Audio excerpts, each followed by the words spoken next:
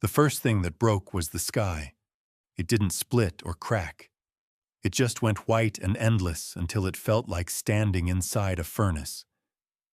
The noon sun over southern New Mexico flattened the world into glare and shimmer, and the desert took that light and threw it back like knives. Clara Whitmore lay on her side in the grit, wrists bound behind her with plastic ties that bit into the skin each time she tried to move. Sand ticked against her cheek with every breath. Somewhere to her left, Jim Harlan groaned. Patrick Sloan had stopped talking an hour ago. Silence meant he was either conserving strength or sinking past the point where words helped. The cuts on Clara's lips crusted with salt. When she drew air, it felt like inhaling through hot cloth. She counted her heartbeat to keep panic from cutting loose. Count, assess, prioritize. The army had drilled it into her when everything else was chaos. She took stock. No shade. Ground temperature up like a stove. No visible water. Wrists secured. Ankles bound, but with some give. No shoes. Only socks ground into the dirt. Fabric already fraying at the heel. Hermetic brain cataloged the threats in clean lines. Dehydration, heat stroke, tissue damage, sunburn. Her human mind kept drifting, pulled like a tide back to the last thing she'd seen before the dust cloud swallowed the men who left them here. Rex Callahan's pale gaze under a brim of sweat-darkened felt, a thin smile that didn't reach his eyes. The smile said he expected the desert to finish the paperwork on them, cheaper than bullets, quieter than blame. Wind rasped through creosote, slow and dry. Vultures traced circles so wide they looked lazy. Clara pushed her shoulder against the sand, chin scraping grit, and rolled enough to see Jim. He lay face down, shoulders tight, his chest lifting in shallow, clipped pulls. Patrick was farther off, turned toward a patch of ground that pretended to be water if you looked through heat shimmer long enough. The illusion quivered. A small dust devil stalked across the flats and unraveled at their feet, leaving the taste of old pennies on her tongue. A memory rose clean as cool water against all that heat. The silver-gray Mustang she had once found tangled in a cat's cradle of snare wire, years ago along a dry arroyo north of Las Cruces. Back then, she had knelt beside that trembling animal with her kit open, wire cutters slick in her palm, the horse's eyes showing white, breath bursting in quick clouds. That horse had stood his ground, even with blood on his fetlocks, even with pain turning his muscles to rope. She had whispered to him, no, not even words, just a steady hush, and the wire had given with a jerk and a song like an angry violin string. When the Mustang pulled free, he didn't run. He lifted his head, nostrils flaring, and looked at her as if memorizing her shape. She'd called him Ghost in her mind, because he slid through sage and shadow without sound, and because part of her worried she'd imagined him after all. That day ended with hoofprints vanishing into heat like now, the same kiln-blue sky pressing down. But the present clawed back. Heat cramps pinched her calves, little fists twisting muscle. She curled, breathed through it, felt the plastic bite. A rattle sounded from somewhere just beyond her field of view, not the lazy burr of a cicada, not scrub run by the wind. A true rattle, the kind that belonged to fangs and patience. She froze, then tilted her head a fraction. The snake was coiled under a sparse ocotillo, body the color of dust and old coins, head lifted just enough to make its point. The tail shook again, not in panic but in warning, a metronome for the heat. She measured distance and the angle of risk, and chose stillness. The snake watched, decided the sun would do its work without help, and unspooled into a line that vanished toward the rocks. Time stretched, then snapped. The sound hit first, a low drone that swelled until it pressed against bone. An engine, truck or ATV. Hope flared sharp enough to sting, and Clara swallowed it down because hope in this landscape cut you faster than anything else. The sound came closer, then veered away, thinning into the horizon, a phantom passing, a mirage by ear. In its wake, the silence felt bigger, as if the desert had swallowed even the idea of rescue. Clara rolled again and got her shoulder under her, drawing knees close until the plastic at her ankles squealed. She tested the tie against the edge of a half-buried shard of rock, sawing once, twice, patient, slow. Friction burned. The tie flexed but didn't break. She shifted, tried to wedge the plastic against a jagged lip. Grit found the raw skin on her wrists and stung like needles. She glanced toward Jim. He had turned his head enough that she could see one eye, bloodshot, unfocused. Sweat ran a thin, muddy track down his temple and disappeared into his hairline. His look held on her for a beat, and in it she saw apology, anger, and something like resolve. He knew why they were here, and who had put them there. He knew what he'd taken. Callahan played his cards in smoke-filled back rooms and in broad daylight with the same casual confidence. The rumor in Las Cruces bars had always been that he didn't fear the law because he paid for it, rented it like a room at a motel. People went missing around his logistics warehouses at the edge of town. Women and men nobody could afford to lose, but couldn't afford to look for either. Jim had brushed against something sharp in that empire. Clara didn't know the whole of it, but she knew enough. He'd tucked evidence somewhere Callahan couldn't find. Now Callahan was letting the Chihuahuan desert erase the problem. A gust shouldered through, throwing a shawl of sand over their bodies, filling ears and noses. Clara turned her face, spat dust, and tasted blood again. She counted the vultures. 5. Now 6. She eyed the horizon where the heat turned the air into water and the earth into bending glass. A far ridge swam in and out of focus. The ground radiated in waves. She felt the first signs pulsing under the skin, the clumsy thinking that comes when the brain begins to fail at keeping its cool. She forced herself to inventory again, anchoring in facts. Spine okay, no broken bones. Dehydration advancing, sunstroke possible, mental status waxing and waning. Small steps mattered. Shade, water, freedom of movement. A shadow slid over her hand. It lingered. Not a vulture's quick scissor, but something steady. She squinted up. A thin cirrus smear had blown in from nowhere, dragging a scrap of shade. It gave them maybe a degree of mercy. The kind you feel only because everything else is so brutal. Patrick stirred. A low sound leaked from him, more breath than voice. He tried to sit and failed, rolled onto his back and coughed until his body arched. The cough devolved into nothing. Clara listened to the pattern and didn't like it. She pictured what heat does to organs, kidneys struggling, brain swelling in its bony case, heart working too hard on too little. She had to move. She had to get those ties off. She lifted her bound hands and pressed the plastic against the rock edge again, holding her breath so her body wouldn't add motion to the cut. Saw, saw, saw. The plastic began to powder. Every time she stopped to breathe, she imagined the engine sound again. Imagined footsteps, imagined Callahan's men returning not to finish them, but to watch the desert's work and feel good about saving a bullet. Sweat stung her eyes. She saw, unbidden, the Mustang's silver hide shivering with pain years ago, the wire tearing hair and skin, the look he gave her when he stood free.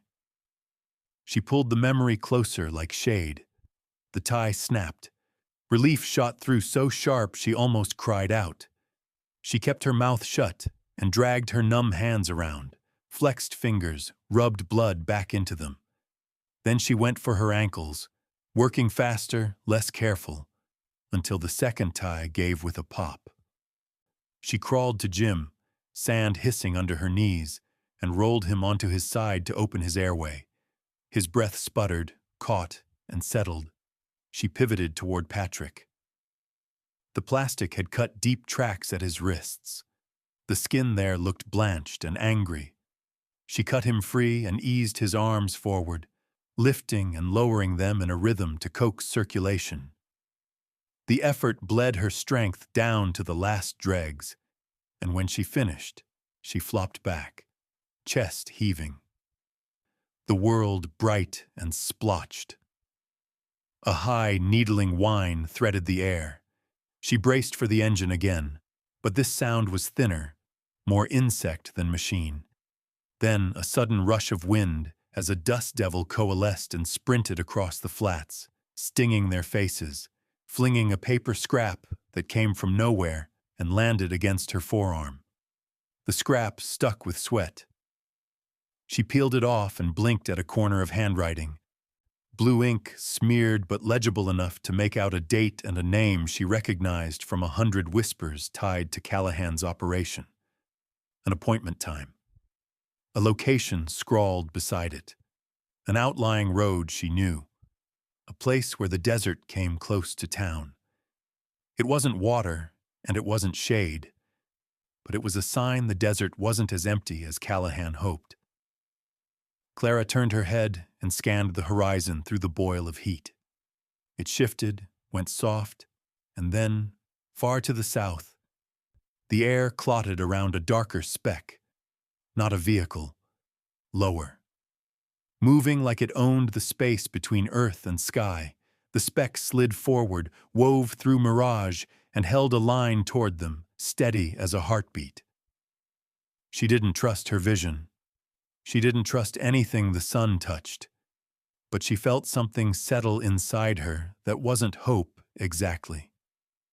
It was the part of her that had cut wire without flinching and waited for a wild animal to decide not to kick. She pressed her palms into the sand and pushed herself upright to meet whatever was coming out of the heat. The sun had rolled lower, but lost none of its cruelty. The sky burned pale, stretching unbroken above the flat, trembling desert. Clara sat with her back against a jagged outcrop, wrists raw where the plastic ties had been, every swallow scraping her throat like glass. Jim lay on his side, eyes closed, chest rising too shallow, while Patrick muttered incoherently about water that wasn't there. The heat had turned the ground into a skillet. Even the air tasted scorched. Her thoughts had begun to fray, little flickers of memory and half-formed hallucinations mingling with reality. She rubbed grit from her eyes and stared toward the horizon, where the light bled into a shifting haze. For a moment she thought she saw movement, a ripple that didn't belong to the wind. She blinked hard, afraid her mind was tricking her the way mirages did. The shape resolved, pulling itself from the distortion of the heat. Hooves, silver-gray hide, a mane tangled by the desert breeze. Her chest tightened, not from fear, but from recognition so sharp it hurt. Ghost. The Mustang she'd freed years ago. He moved with the same wary grace, each step measured, nostrils flaring as he tested the air. His ears flicked forward, and she swore there was a flicker in those dark eyes. Something that said he knew her too. She remembered the blood on his fetlocks back then, the way the wire trap had sliced into him, and how she'd ignored her own safety to cut him free. He'd stood after, shivering but unbroken, then disappeared into the brush without a sound. She never thought she'd see him again. Certainly not here, in this killing heat. At the very moment her own body was breaking down. Ghost stopped a few yards away, watching her with that same unreadable gaze. His flanks rose and fell in slow rhythm. Clara didn't move. She didn't dare break whatever strange bridge had formed between them. Then he lowered his head, stepped forward, and something small and bright caught the corner of her eye, a glint of moisture on his lips. It wasn't much, just a mouthful. But when he pressed his muzzle toward her, she understood. Water. She cupped her trembling hands, and the cool trickle touched her palms before sliding into her mouth. It was barely a sip, but it was life. He stepped back, turned, and trotted toward a patch of dark rock in the distance. Clara followed him with her eyes until he vanished behind it. Minutes dragged. Then he returned, another shimmering bead of water on his lips. She took it, shared what she could with Jim and Patrick, though most of it dribbled away in the sand. Again Ghost left, and again he came back, tireless, a silver shadow against the dying light. By the time the sun bled orange at the rim of the earth, he had done this half a dozen times. Clara realized what it meant. Somewhere out there was a seep, a trickle of groundwater hiding in the stone. Somehow Ghost had found it and decided to share. She wondered if this was instinct, repayment, or something deeper. She only knew that without him, they wouldn't see another sunrise. When night came, the desert changed its shape. The heat bled away in gusts that cut like knives. Ghost shifted his stance, planting himself between them and the wind, his mane whipping in the dark. Clara curled her knees to her chest, pulling what warmth she could from the scrap of his shelter. The stars blazed cold above, too bright, too close, the kind of sky that made you feel both tiny and exposed. She heard coyotes far off, their yips rising in chorus, but none came near. Through the night, she drifted in and out of shallow sleep. Every time she opened her eyes, Ghost was there, sometimes standing, sometimes lowering his head to sniff at them as if checking they were still breathing. Once, she caught the reflection of his eyes in the starlight, fixed not on them but somewhere beyond, scanning the dark. She wondered if he was listening for threats, or maybe for the morning. When the first cool gray washed over the eastern horizon, Clara's body felt both leaden and restless. She pushed herself up on shaky elbows. Ghost was still there, hooves planted deep in the sand, ears forward toward the rising light. He gave a soft snort and turned his head toward her. In that moment, she felt something wordless pass between them, a decision, a warning, and a promise all at once. The desert was not done with them yet, but neither, it seemed, was Ghost. Dawn came slow, bleeding pale gold into the desert's gray bones. The first breath of morning was sharp and cool, but Clara knew it wouldn't last. Heat would come barreling back soon enough, and with it the slow, suffocating grip of thirst. She sat up stiffly, her back screaming from a night on the bare ground. Jim hadn't moved much, and Patrick's skin was still too warm, dangerously so. Ghost stood a few yards away, his neck arched, head high. His ears twitched toward something only he could hear. Clara watched him with narrowed eyes, sensing the shift in his stance.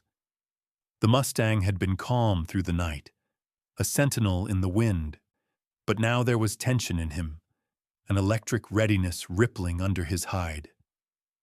"Go on," she whispered, though she didn't know why. He flicked an ear toward her, then stamped once, a sharp thud in the sand. The sun's rim breached the horizon. Light slashed across the land, setting fire to every pebble, every blade of dry grass. Ghost's tail lashed. Then, without warning, he wheeled and bolted. The sound hit first, a deep, pounding rhythm that rolled across the flats like distant thunder. His hooves struck hard, each beat a drum that sent vibrations up through the ground. He didn't run in circles or zigzags. He aimed himself at the far horizon and held to it, long strides eating the miles with relentless purpose. Clara realized what he was doing before the thought was fully formed. Red Canyon Ranch. It had to be. It was the only place within range where humans might listen, if they could read what Ghost was trying to say. She pictured the route, miles of open desert, scrubby ridges and dry arroyos before the red rock walls that marked the ranch's border. A Mustang could make it.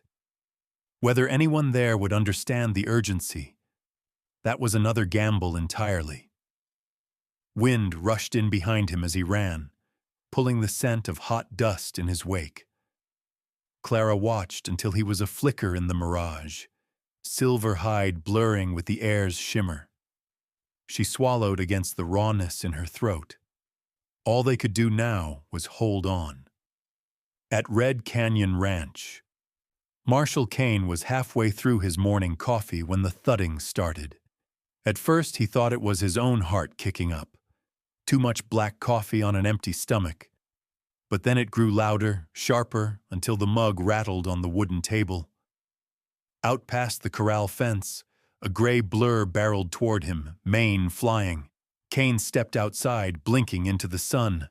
The Mustang skidded to a halt just shy of the gate, nostrils flaring wide, sweat darkening the hollows of his chest. "Well, hell," Kane muttered, setting the mug down. He knew that horse. Everyone in the county did, even if only from rumors. A ghost that drifted in and out of the desert like a wind you couldn't catch. Ghost didn't spook or shy away. Instead, he pounded a hoof against the gatepost, once, twice, 3 times, then swung his head back toward the open desert and snorted hard, ears pinned, eyes fixed on Kane. It was no random visit. The Mustang was demanding something. "All right, boy. All right." Kane unlatched the gate. Ghost didn't wait. He spun and launched himself back the way he'd come, pausing only far enough ahead for Kane to grab his hat and follow. Kane saddled his bay gelding in record time, the leather squealing as he swung up. Ghost was already trotting at a steady clip, glancing back as if to make sure Kane was coming. The desert opened in front of them, heat starting to rise off the ground in lazy curls. They rode hard, Ghost leading without hesitation, threading through shallow washes and over low ridges. Twice Kane's horse stumbled in the loose sand, but the Mustang adjusted pace, waiting just long enough before pushing forward again. It was like chasing a phantom with a map only he understood. By the time they crested the last rise, the heat had thickened, wrapping them in a heavy, shimmering haze. Kane spotted them first. 3 figures sprawled in the grit at the base of a rocky outcrop. Clara's head lifted at the sound of hooves. Relief lit her face, quickly tempered by the stubborn control of someone too tired to waste energy on celebration. Kane swung down, boots sinking in the sand. "Clara Whitmore? What in God's name?" "Water," she rasped, gesturing to the others. He didn't waste time with questions. His canteen was half full. He passed it to her, then moved to check Jim and Patrick. The signs were bad. Lips cracked, eyes unfocused, muscles twitching under the skin from dehydration. They needed shade, fluids, and rest immediately. Ghost stood off to the side, blowing softly through his nostrils. Kane glanced at him once, a silent acknowledgement passing between man and horse. Whatever grudge Ghost held against humans, he'd set it aside today. They loaded Jim and Patrick onto Kane's gelding, Clara riding behind to keep them steady. Kane walked, leading the horse, while Ghost trailed close, ears flicking at every sound. The journey back would be slow and punishing under the climbing sun, but at least it was a journey they would finish alive. As they left the outcrop behind, Clara looked back once, the desert already swallowing their footprints. Ghost kept pace beside her, his silver hide catching the light. In her chest, something tightened with the knowledge that without him, this stretch of desert would have been their grave. If you'd like, I can move straight into Part 4, where Clara recovers at Red Canyon Ranch, and the real scope of Callahan's crimes comes to light. Red Canyon Ranch rose from the desert like a promise kept. Low adobe walls, the color of sun-baked clay, a scatter of cottonwoods, a long porch shaded by rough-hewn beams. The air here moved differently, carrying the cold tang of well water and alfalfa instead of scorched dust. When Cain led them through the gate, the world seemed to loosen its grip on Clara's lungs. Ghost peeled off to the fence line and stood with his head high, watching as if he owned the horizon and everything that touched it. Inside, the cool darkness of the bunkhouse folded around Clara like a blanket. Cain's people, ranch hands who'd seen their share of hard days, moved with quiet skill. Salt tabs clicked into tin cups. Clean water drummed into basins. A battered box fan growled from a corner, slicing the heat into manageable pieces. Clara took command without ceremony. Electrolytes first, shade always, small sips spread over time. She eased Patrick's head onto a folded blanket and counted his respirations. Slow and relentless, like a metronome keeping him tethered. Jim's pulse thudded at his neck, thin but present. She kept her voice low, the tone she used to trick panic into standing down. Hours spilled forward in measured increments. Sip, pause, cool cloth to a fevered forehead, a brief rest, another sip. The tight band around Clara's skull loosened. Colors returned to the room. Everything stopped looking like it had been washed in glare. When she finally let herself sit, she did it with her back against a rough plank wall, legs stretched, boots still on. She watched the dust move through the light, as if silted in a slow river. Outside, hooves ticked against packed earth, Ghost shifting his weight, the sound oddly reassuring. Jim woke first, his eyes opened narrow and watery, a man resurfacing from a dark place. He didn't try to speak. He just stared at the ceiling until the lines in his face settled. Clara handed him a cup. He took it in both hands like it might slip away, swallowed carefully, and handed it back with the faintest nod. Patrick surfaced later with a rough cough and a fragmented sentence that dissolved into gratitude he didn't have strength to name. Cain drifted in and out, presence heavy enough to anchor the room without crowding it. He set down a tray, broth steaming faintly in chipped bowls, then leaned against the door jamb with the ease of a man who'd learned long ago how to stand watch without looking like a guard. Sunlight knifed across his boots. Sweat darkened the brim of his hat. The ranch hummed beyond him. A windmill clacking, a gate hinge complaining, a far-off dog giving one single bark and then thinking better of it. When the worst of the thirst had been blunted, Jim's gaze sharpened. He shifted his heel under the blanket, wincing, and looked to Clara.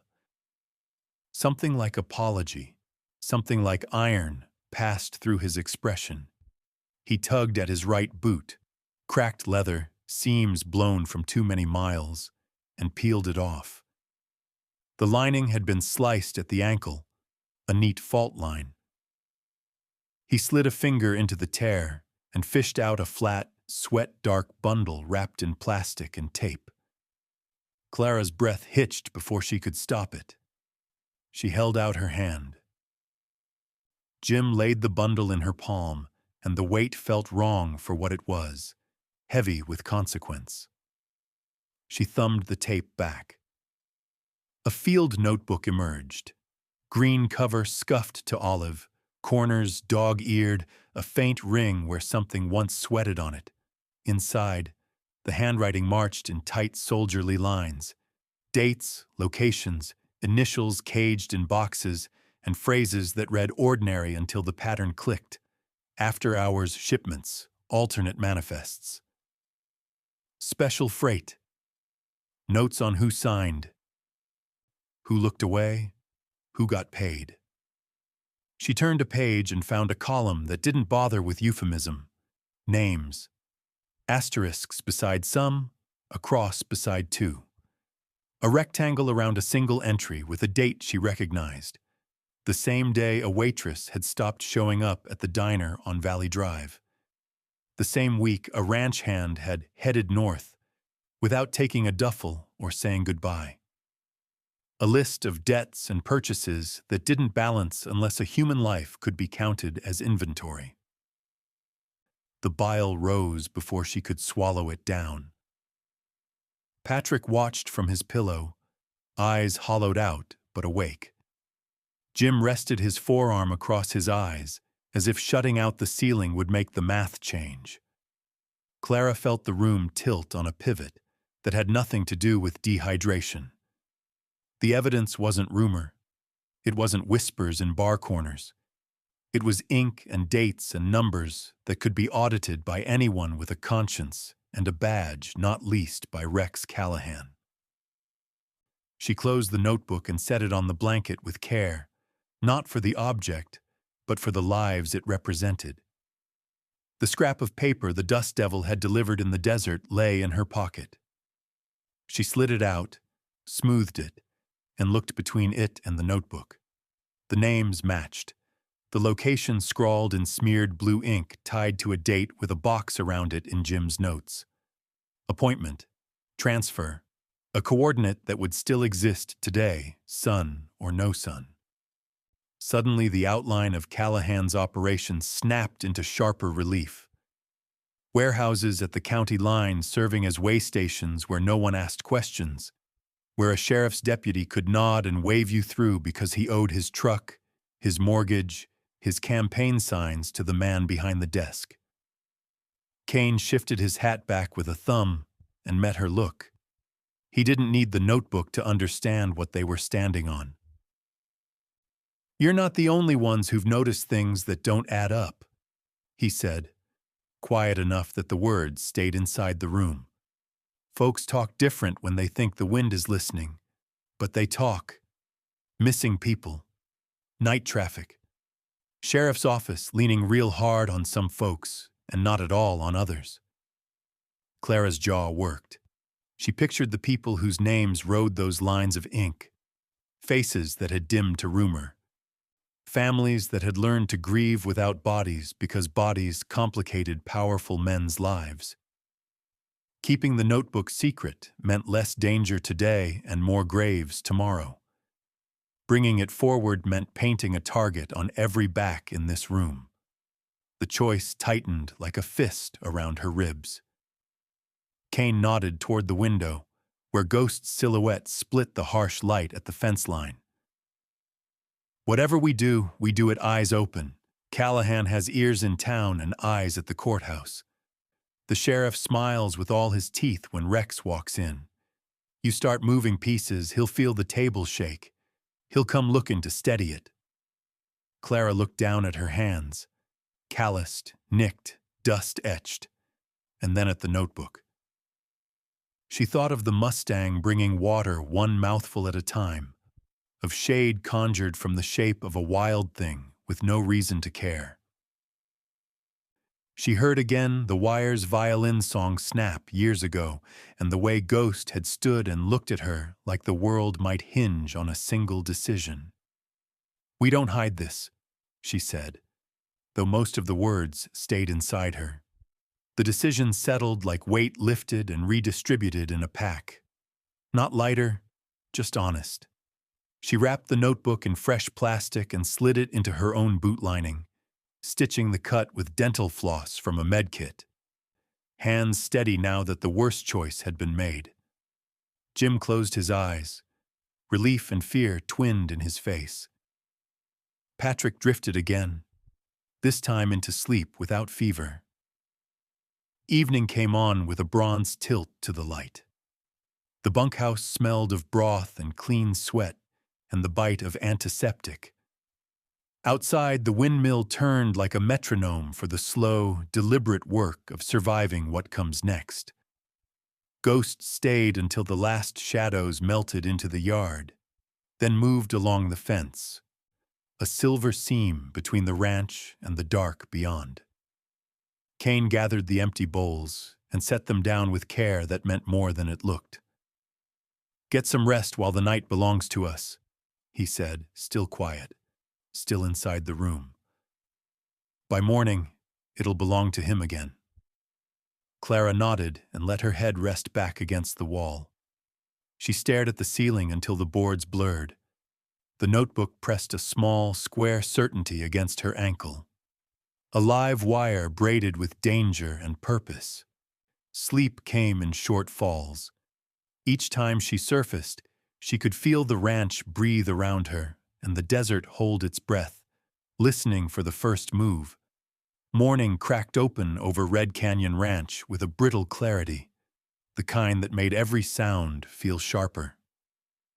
The heat wasn't in full swing yet, but the air already smelled like it was thinking about it. Clara stood on the porch, coffee cooling in her hand, scanning the long dirt road that stretched toward town. The notebook pressed a steady weight against her ankle inside the boot, a constant reminder of the choice they'd made. Kane joined her, hat pulled low, eyes tracking the horizon like he expected trouble to roll in any minute. "If we move on this," he said, voice flat, "we don't move alone." That was the plan forming in Clara's head since she'd stitched the notebook into her boot lining. Find the ones who would stand in daylight, who wouldn't fold when Callahan's shadow crossed their door. But finding them meant risk. It meant knocking on doors where the wrong eyes might be watching. They started small. Kane saddled his gelding, and Clara rode pillion, keeping her head down under a borrowed hat. Their first stop was Miriam Torres, owner of the feed store and one of the few people in town who spoke her mind even when the sheriff was within earshot. Miriam's hands went still when she saw Clara step through the side door. Kane shut it behind them. Clara didn't give her the whole truth, only enough to feel the shift. "I need to bring something to light, something that'll burn Callahan right down to the roots." Miriam's eyes narrowed, not with disbelief, but with the calculation of someone weighing cost against survival. "If I stand with you, there's no going back," she said. "There's no going back anyway," Clara replied. Miriam nodded once. "I'll be there." From there, they rode to a mechanic's garage on the edge of town.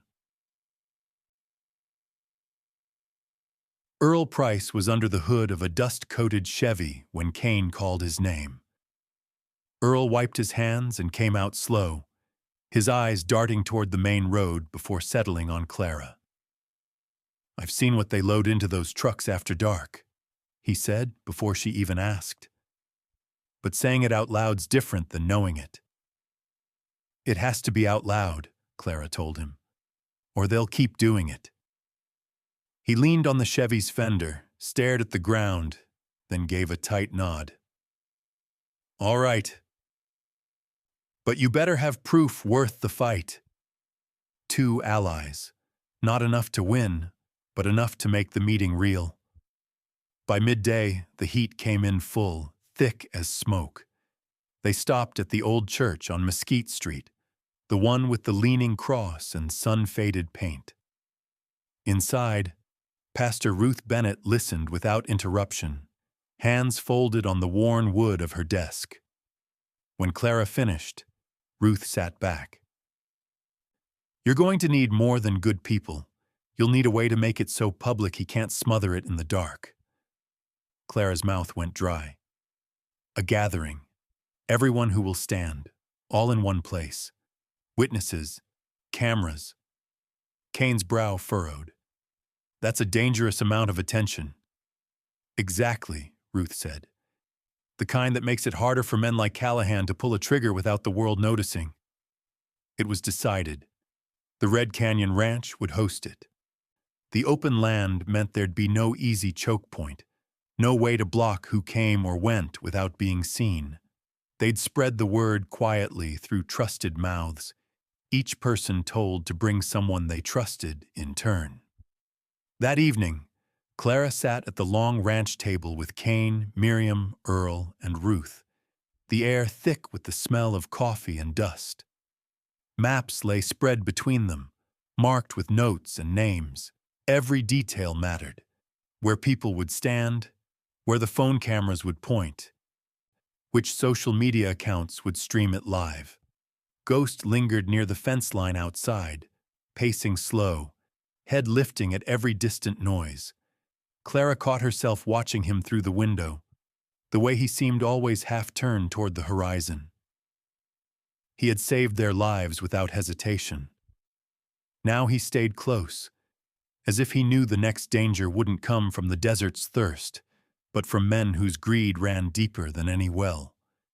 In the days that followed, preparations took shape in quiet movements.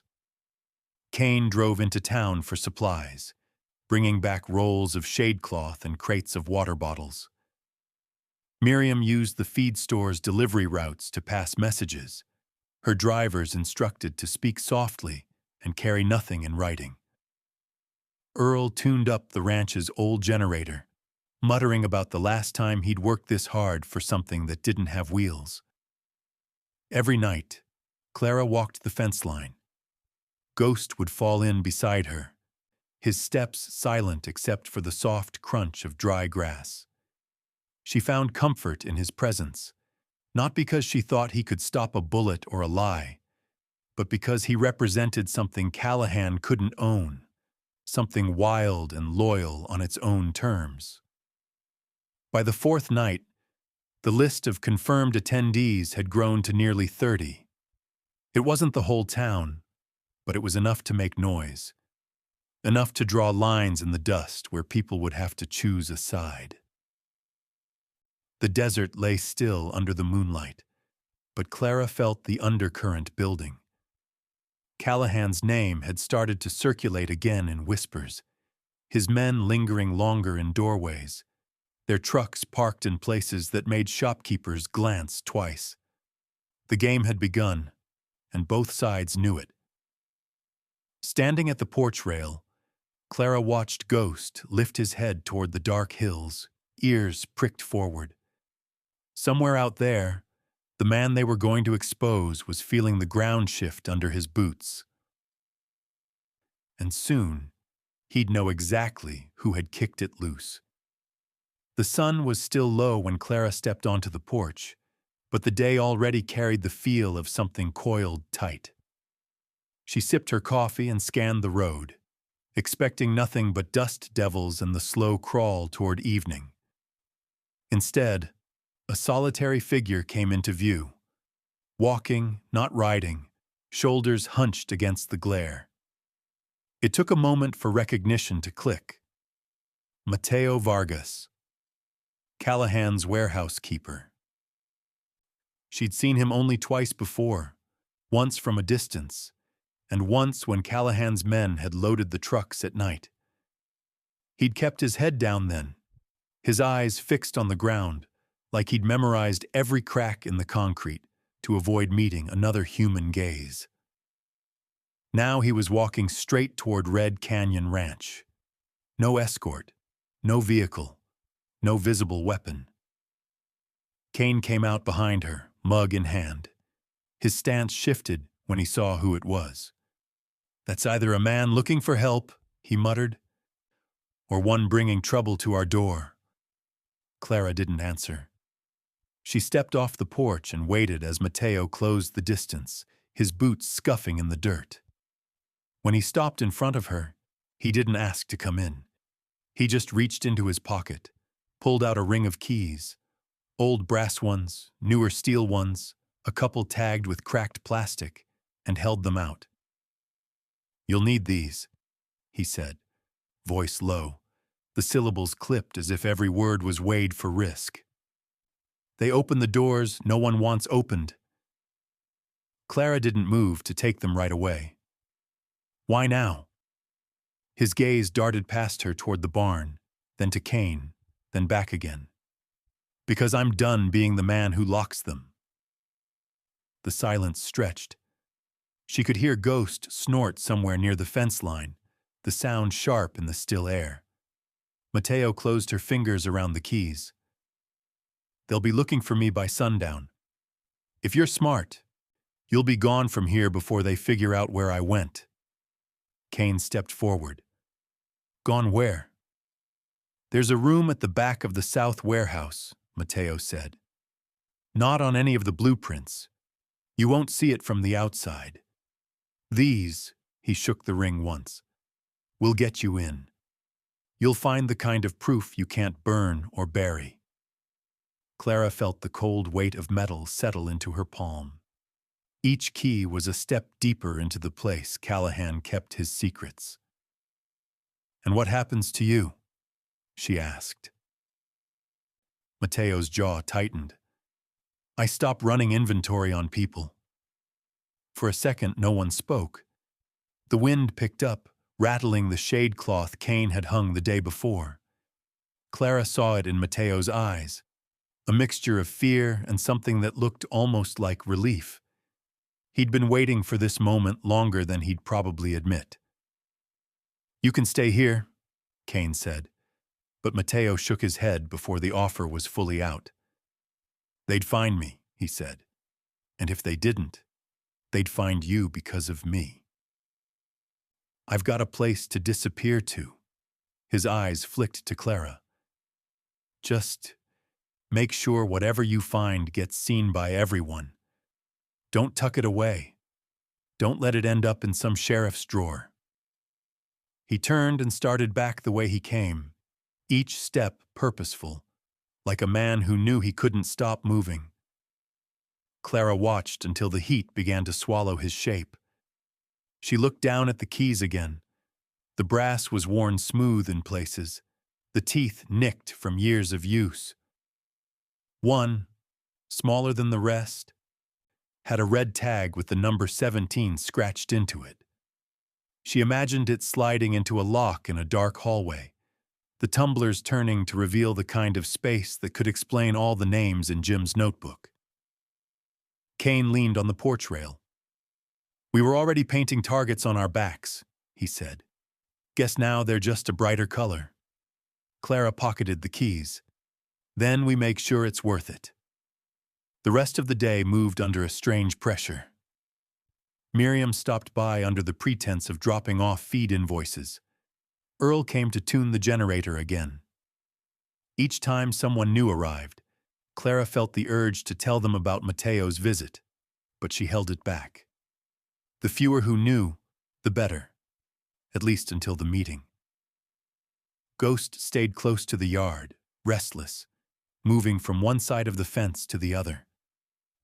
Once, Clara caught him staring toward the distant road, ears pricked. She wondered if he'd heard Mateo leave, or if he was already sensing the shift in the air that she felt in her own chest. That night, she spread the keys on the table under a single lamp. Kane sat across from her, silent. Each key represented an entry point, a risk, a promise. In the middle of the ring was the smallest one, its red tag dull in the low light. When she finally spoke, her voice was steady. "We're going to open every door they don't want us to." Kane nodded once, no argument, no hesitation. The desert outside was quiet. But Clara knew Callahan's world would start to shake the moment one of these keys turned in a lock. And once that happened, there'd be no closing it again. By late afternoon, the air above Red Canyon Ranch shimmered like molten glass. Dust hung in the light, stirred by slow-moving pickups and the shuffle of boots. They came in ones and twos, ranchers with sunburned necks, shopkeepers still in work aprons, teenagers shadowing their parents. Old-timers who'd seen enough to know when something was worth showing up for. Some stood back near the fence line, arms crossed, hats pulled low. Others moved closer to the long stretch of shade-cloth Kane had rigged between fence posts. A folding table sat beneath it, bare except for a battered microphone hooked to the ranch's old PA system and a stack of water bottles sweating in the heat. Clara stood off to the side, watching faces. Some she knew. Miriam with her steady eyes, Earl with grease still under his nails, Pastor Ruth in a plain linen dress. Others were strangers, or maybe just people she'd passed on the street without thinking twice. Every single one had chosen to be here, knowing Callahan's men could be watching from the ridges or the road. Kane gave her a nod from near the PA system. The old generator Earl had coaxed to life hummed behind the barn. Clara stepped forward, the notebook heavy in her hand. Conversations died in ripples. She didn't start with an introduction. She opened the notebook, found the first page marked with a ribbon, and began to read. March 12th, truck number 45, departed South Warehouse at 10:17 p.m. Cargo unspecified, manifest signed by Deputy Holt. Destination not listed. One driver, one escort, two individuals loaded from rear entrance, female approximately 25, male approximately 40. Her voice carried flat and even through the microphone. The kind of tone that left no room for argument. Gasps rose from somewhere in the middle of the crowd. A woman near the front lifted her hand to her mouth. Clara turned a page. April 4th, manifest lists farm equipment. Actual load, 3 crates, contents unknown, and one restrained male, approximately 17, placed in crate before loading. Destination, Las Cruces transfer point. She kept reading, date after date, the pattern too precise to dismiss. Some in the crowd muttered under their breath. Others shifted uneasily, but no one walked away. The weight of what they were hearing settled like grit in the lungs. When she finished, she looked up. These aren't rumors. This is a record, and there's more. Evidence from inside the South Warehouse. We'll make it public tonight, for everyone to see. Kane stepped in, pulling out his phone and turning the screen toward the crowd. We're live right now, he said. Every word you've heard, every face here, it's already out there. They can't unhear it. And if they try to come for anyone, the whole world will know.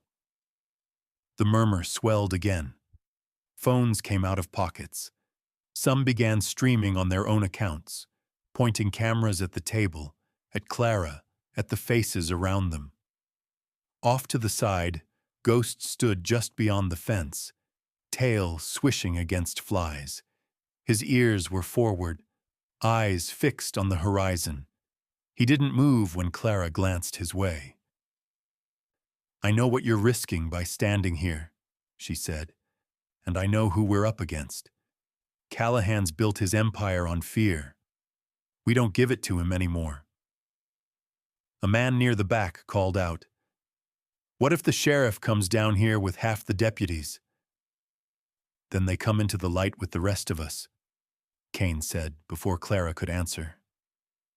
And they answer to more than this town. The crowd held its breath for a moment. Then Pastor Ruth stepped forward, her voice clear. If we don't stand together now, there won't be anything left worth standing for. It wasn't loud. It didn't have to be. The words rippled through the group like a slow fuse catching. People shifted closer to the table, shoulders squaring. The ones in the shadows edged forward just enough to be seen.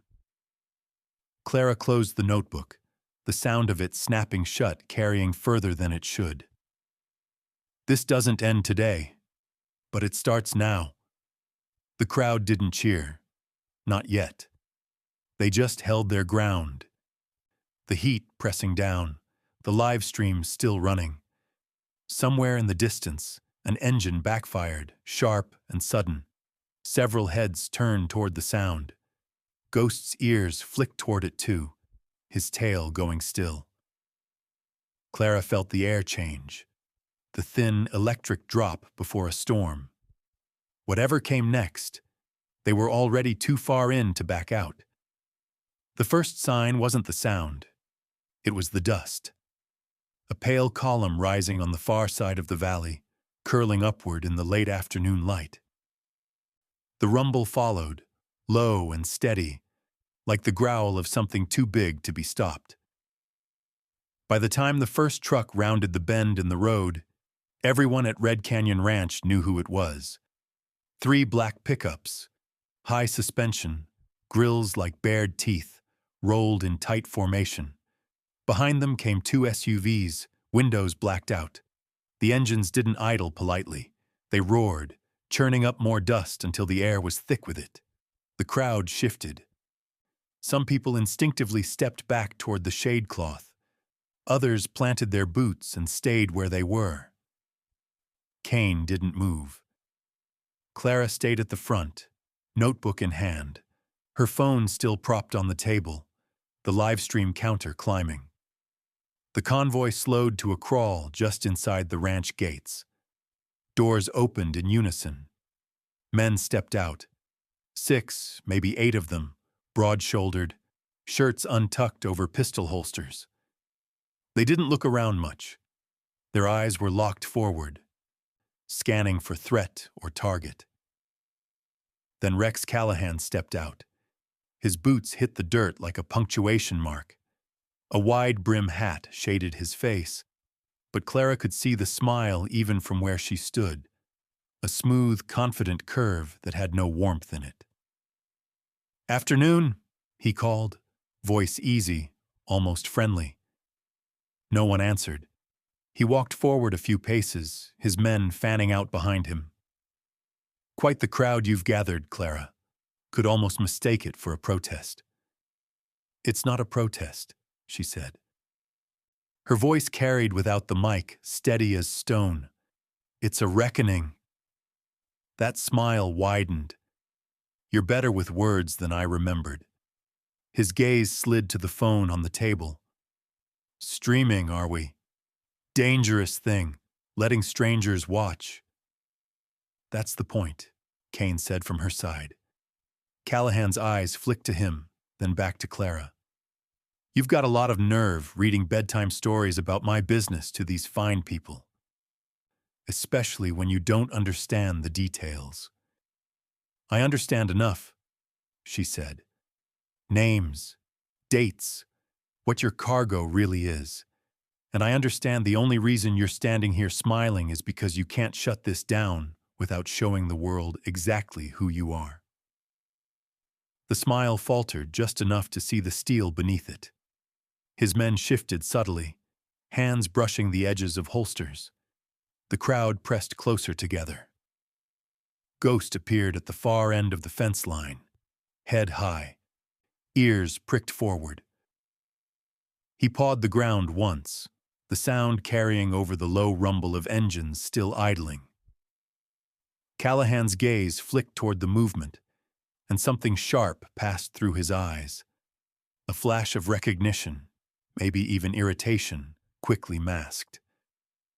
"You think this horse can save you?" Callahan asked, voice edged now. "I think you don't get to scare people back into silence," Clara said. The phone on the table chimed. A comment alert, maybe, or another viewer joining, but no one looked away from the standoff. Callahan took one slow step forward. "You're making this harder than it needs to be. Hand over what you've got, and maybe I forget you dragged my name through the dirt." Clara didn't move. "It's already out there, every line of it." For a moment, the air went still. Callahan's jaw tightened. One of his men shifted his weight, and Kane's hand hovered an inch above his own holster. Then Callahan laughed, a short, sharp sound. "All right, play it your way." He turned to go, motioning his men back toward the trucks. "But you just remember, reckonings have a way of cutting both directions." The convoy began to roll out, slower this time, as if daring someone to follow. Clara watched until the dust swallowed them. The crowd let out a collective breath they hadn't realized they'd been holding. Kane leaned in just enough for her to hear. "He's not done. That was just him measuring the distance." "I know," she said. Her pulse was still high, but her voice stayed calm. "We make it through tonight, and we'll have more than distance. We'll have enough to bring him down." She glanced toward Ghost, who still stood at the fence, eyes on the empty road. The Mustang's tail swished once, slow and deliberate, before he turned his head toward the hills, as if already looking for the next thing coming. The live stream was still running. Clara picked up the phone and faced the camera. "You saw what just happened. You saw who we're up against. We're not stepping back. And if you've got a voice, use it. Keep watching." The counter jumped again. Somewhere out there, the story had just gotten bigger than Red Canyon Ranch, and that meant Callahan's shadow was about to start shrinking. The night after Callahan's visit passed without sleep.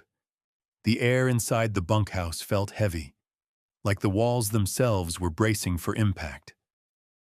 Clara sat at the kitchen table with Kane, the notebook open between them and Mateo's ring of keys resting beside it.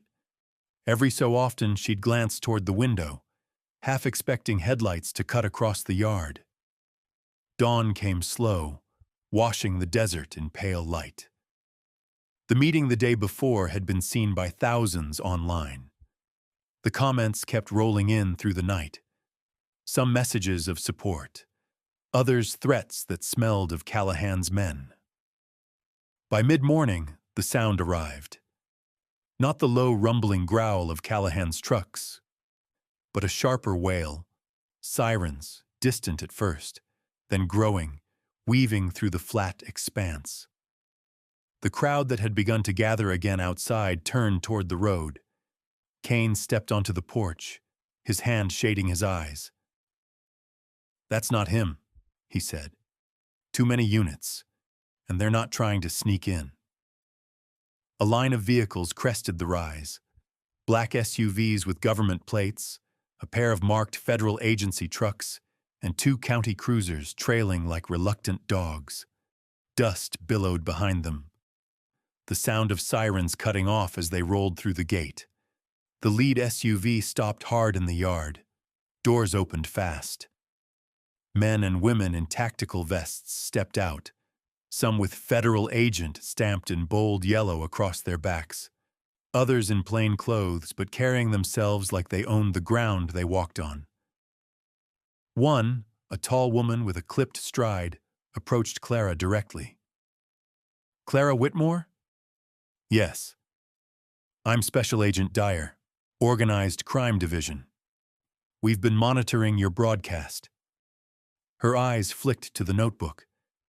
"I believe you have something for us." Clara handed it over without ceremony. "There's more. A hidden room in Callahan's South warehouse. We have the keys." She dropped Mateo's ring into Dyer's open palm. Dyer nodded once, sharp. "Then we move now." She turned, signaling to her team. 2 agents peeled off toward the cruisers, speaking into radios. Others began fanning out, securing the perimeter. The next 20 minutes moved like a single, unbroken command. Half the team loaded back into their vehicles, engines growling to life. Clara and Kane watched as the convoy spun out in a haze of dust, heading for the warehouses on the far edge of the county. Back at the ranch, the crowd had swollen again. Miriam stood with her arms crossed, Earl beside her, Pastor Ruth in quiet conversation with a group of ranch hands. No one left. They all knew something was about to happen. It didn't take long. Less than an hour later, a low hum rose on the horizon. Not sirens this time, but the deep, heavy growl of Callahan's convoy. Except it wasn't the same. The trucks rolled in slower, boxed in on all sides by federal vehicles. The first SUV door opened, and Dyer stepped out. Behind her, 2 agents pulled Callahan from the back of a truck. His hands were cuffed, his hat gone, hair flattened with sweat. The smooth smile was gone too, replaced by a flat, cold stare. The yard went silent. Even the wind seemed to pause. Dyer's voice cut through. "Rex Callahan, you are under arrest for human trafficking, conspiracy, and multiple counts of unlawful transport." She read the rest of his rights in a steady tone, the words carrying into the crowd. Callahan didn't struggle. He didn't speak. But his eyes found Clara, and for a heartbeat, the weight of that stare was enough to feel in her chest. Then the agents moved him forward, guiding him into the back of a waiting SUV. One by one, his men were brought out, hands bound, weapons confiscated. Some kept their eyes on the ground.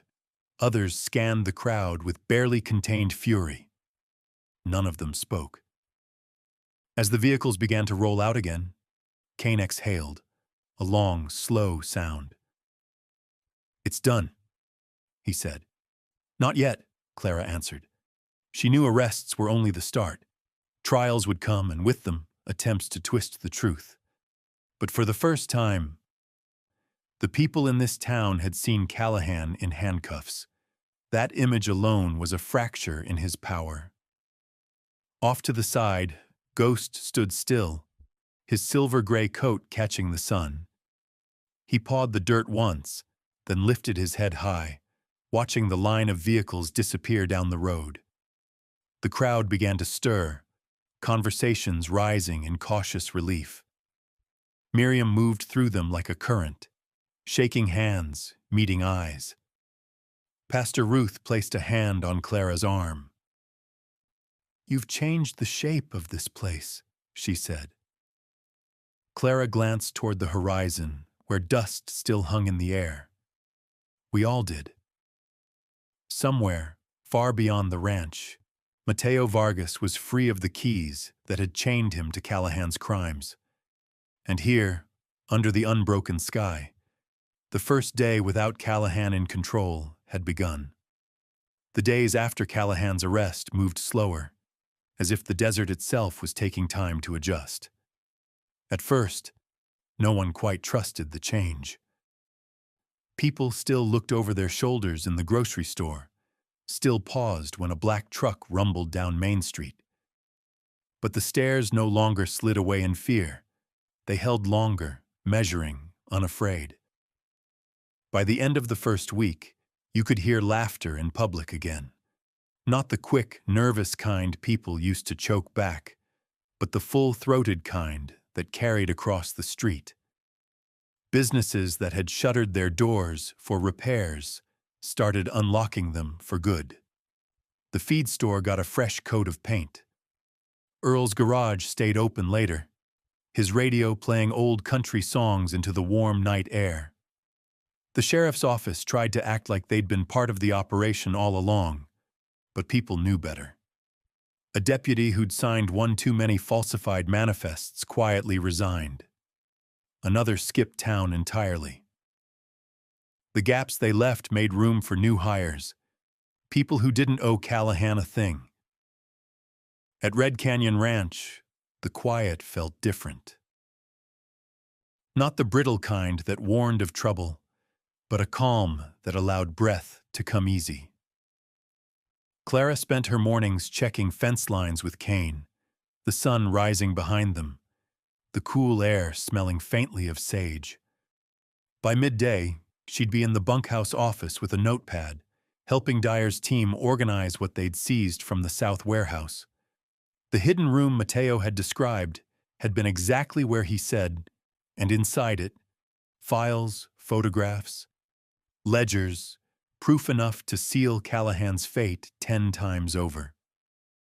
Mateo himself hadn't been seen since the day he walked away from the ranch. Clara liked to believe he'd found somewhere the air didn't taste of dust and memory. She doubted he'd ever come back, but she hoped he'd hear when the trial verdict came down. Ghost had settled into his own rhythm. He roamed the hills in the mornings, sometimes gone for hours, only to appear at dusk by the fence, mane tangled from wind, eyes calm.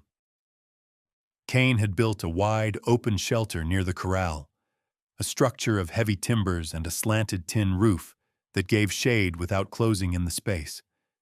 The gate stayed wide open, no ropes, no halters. Ghost came and went as he pleased. One afternoon, Clara found herself leaning against the fence, watching him pick his way through the grass just beyond. His coat caught the sun like water, shifting from silver to shadow as he moved. She remembered the first time she'd seen him, bound in wire, wild-eyed, trembling but unbroken, and the moment in the desert when he'd stepped through the heat haze like an answer she hadn't dared hope for. "You could go anywhere," she said softly, not expecting an answer. He lifted his head, ears twitching toward her voice. For a long moment, they just looked at each other. Then he stepped closer, closing the distance until his breath touched her hand resting on the fence rail. She didn't reach for him, just let the moment stand. By the third week, the town had started planning a harvest fair, something no one had dared attempt while Callahan's grip was tight. Miriam had volunteered to coordinate vendors. Pastor Ruth was organizing music in the churchyard. It wasn't just a celebration. It was a statement. The night before the fair, Clara walked the ridge above the ranch. The sky was streaked with the last light of day, clouds catching fire at the edges. The wind moved warm across her face, carrying the smell of cut hay from the fields below. Behind her, she heard the soft, rhythmic crunch of hooves on stone. Ghost stepped up beside her, his silhouette sharp against the fading sky. They stood together, looking down at the cluster of lights where the town sat quiet, no longer under the shadow of one man's greed. Clara thought about freedom, the kind you fight for, the kind you stumble into, the kind you choose to keep. She knew Ghost had all three, and still, here he was. When the first stars came out, she turned toward the path back down. Ghost followed for a few paces, then stopped at the ridge, the wind tugging his mane. He stood tall, ears forward, eyes scanning the land as if keeping watch. She smiled, the kind of smile that came from somewhere deep and unguarded. "You're home," she said, though whether she meant the ranch or the open hills, she couldn't tell. The wind carried no answer, but it didn't need one. In the darkening sky, his shape held steady, wild, untamed, and exactly where he chose to be.